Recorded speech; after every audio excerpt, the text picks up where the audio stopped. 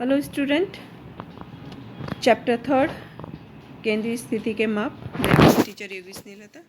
Question सब देखते हैं माध्य के। दैट मीन एक गैराज के प्रतिदिन मरम्मत कार्य के किए गए स्कूटरों की संख्या सूचना पर से प्रतिदिन मरम्मत किए गए स्कूटरों की संख्या का माध्य ज्ञात कीजिए।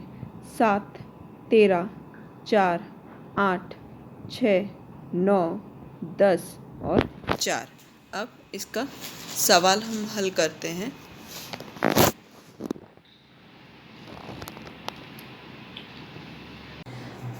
हेलो स्टूडेंट, हम चैप्टर 3 का हम माध्य का क्वेश्चन देखते हैं।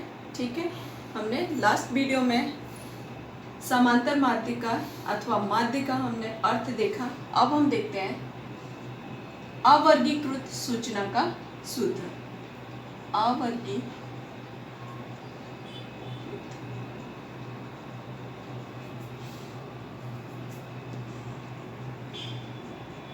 ठीक है। अवर्गीकृत सूचना के लिए जो सूत्र इस्तेमाल होता है वो सूत्र है x bar is equal to sigma xi upon n। अवर्गीकृत सूचना के लिए जो सूत्र इस्तेमाल होगा वो x bar is equal to sigma xi upon n। x bar is equal to sigma xi upon n। अब इसका एक छोटा सा उदाहरण देखते हैं और उसके बाद करते हैं। यहाँ पे उदाहरण नंबर हम 1 के बारे में बात करते हैं। यहाँ पे लिखा है एक गैराज में प्रतिदिन मरम्मत काम के लिए जो स्कूटरों की संख्या दी गई है वो नीचे है। स्कूटरों की संख्या कितनी दी गई है देखिए, 7, 13, 4, 8, 6, 9, 10 एंड 4। अब हमें जैसे यहाँ पे सूत्र है, हमें क्या निकालना है, n इजिकल टू कितना, 1, 2, 3, 4, 5, 6, 7, 8, यानी कि n इजिकल टू कितना हुआ, 8 हुआ। n इजिकल टू 8 हुआ तो अब हमें x बार दैट मीन्स माध्य x बार निकालना है। तो sigma xi upon n that means क्या करना होगा, 7 plus 13 plus 4 plus 8 plus 6 plus 9 plus 10 plus 4, okay, upon कितना होगा, 8 अपॉन 8। इन सब का टोटल आपको ऑर्डर में नहीं लगाना है, सिंपल आपको इसको प्लस कर देना है। तो प्लस करेंगे तो इसका टोटल होगा 61 अपॉन 8 और इसको भागाकार करने पे इसका आंसर आएगा 7.625।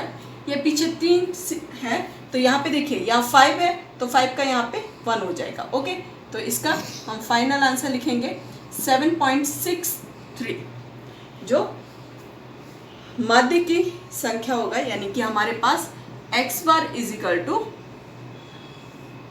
आएगा 7.63, जो स्कूटरों की संख्याओं का या स्कूटर की, हम यहाँ पे कह सकते हैं कि ये स्कूटरों की संख्या का माध्य 7.63 है। ओके, यहाँ पे ये क्वेश्चन अवर्गीकृत सूचना का है तो इस तरीके से सवाल किया जाएगा। अब हम नेक्स्ट देखते हैं संक्षिप्त का। तो संक्षिप्त में किस तरीके से, उसका सूत्र कैसे आएगा, तो स्टूडेंट हम इसको नेक्स्ट क्वेश्चन, एक जिले में 10 अलग अलग स्थानों पर हुई वर्षा मिलीमीटर में निम्नानुसार है, 126, 110, 91, 115, 112, 80, 101, 93, 97, 113 हुई वर्षा का माध्य ज्ञात कीजिए। अब हम इसका सवाल हल करते हैं। ओके स्टूडेंट्स, अब हम अवर्गीकृत सूचना में ही संक्षिप्त विधि यानी कि इसमें ही हम आगे पढ़ते हैं संक्षिप्त विधि। संक्षिप्त विधि के बारे में, जब अवलोकनों का मूल्य अधिक हो तब हम एज्यूम्ड माध्य यानी कि कल्पित माध्य ए के द्वारा निश्चित करते हैं। जितने भी अवलोकन दिए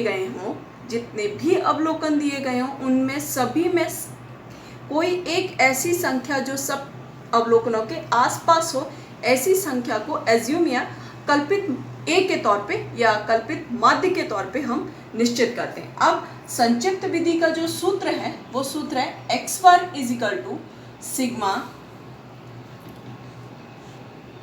ए plus sigma D I upon N. A plus sigma D I upon N, ये हमारा सूत्र है। और अब हम एक उदाहरण के तौर पे देखते हैं कि इसको किस तरीके से करना है। उदाहरण सेकंड लेते हैं। यहाँ पे कहा गया है एक जिले में 10 अलग अलग स्थानों पर हुई वर्षा निम्नानुसार है। ठीक है, जो दी गई है कितनी, 126, 110, 91, 115, 112, 80, 101, 93, 97 और 113, ये इसके दिए गए हैं अवलोकन। और अब इनसे हमें माध्य ज्ञात करना है। तो हमें पता है कि x हमारे पास है, ठीक है, यहाँ पे हम x लिख देते हैं। x यहाँ पे हम पूरी तरीके से वापस से इसको हम लिखते हैं। x इज इक्वल टू 1, 1, 10, 91, 115, 112, 80, 101, 93, 97 और 113, ये हमारे अवलोकन है। अब हम d निकालेंगे। तो d is equal to X minus A, d is equal to X minus A. अब यहाँ पे जितने भी अवलोकन दिए गए हैं इनमें एक संख्या सभी में कॉमन है। देखो 126, 110, 91, 115, 112, 80, 101, 93, 97 और 113, यानी कि इन सभी में कॉमन क्या है।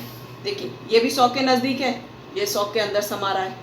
ठीक है, 100 से बड़ी संख्या है, ये 100 से बड़ी संख्या है, ये 100 से कम है। इस तरीके से हम उसको कल्पित माध्य को हम a इज इक्वल टू 100 ले सकते हैं। ओके स्टूडेंट, अब हमें पता है 126 है। 126 में से हम 100 माइनस करेंगे तो कितना आएगा, 26 आएगा। 110 में से 100 माइनस करेंगे तो 10। 91 में से 100 माइनस करेंगे तो -9।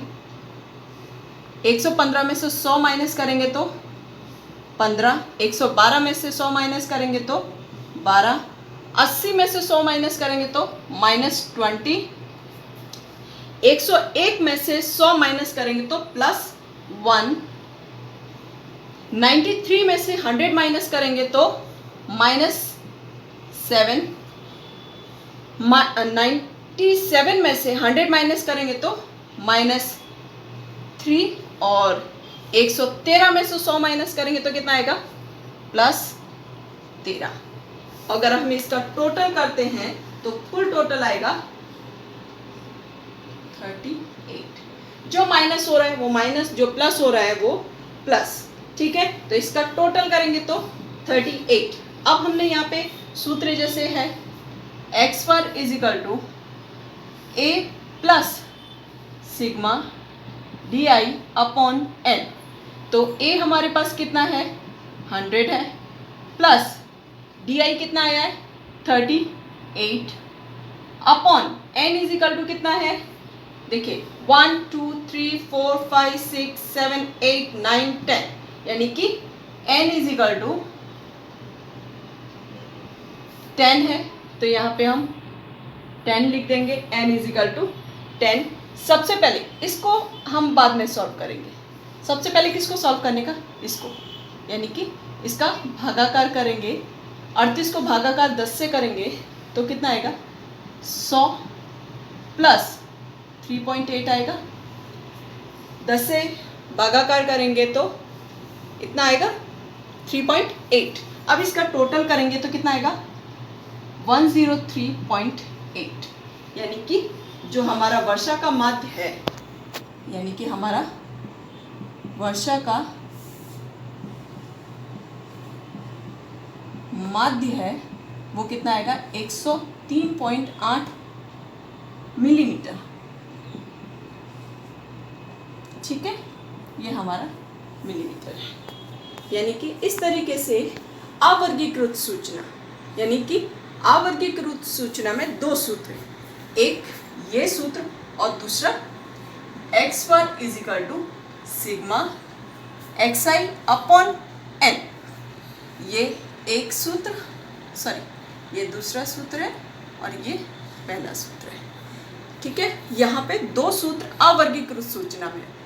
अवर्गीकृत सूचना में जब संक्षिप्त विधि हो तब x bar is equal to a plus sigma di upon n लेंगे, नहीं तो अवर्गीकृत सूचना में इस तरीके का x bar is equal to sigma xi upon n लिया जाएगा। ओके विद्यार्थियों, अब आगे सवाल देखते हैं।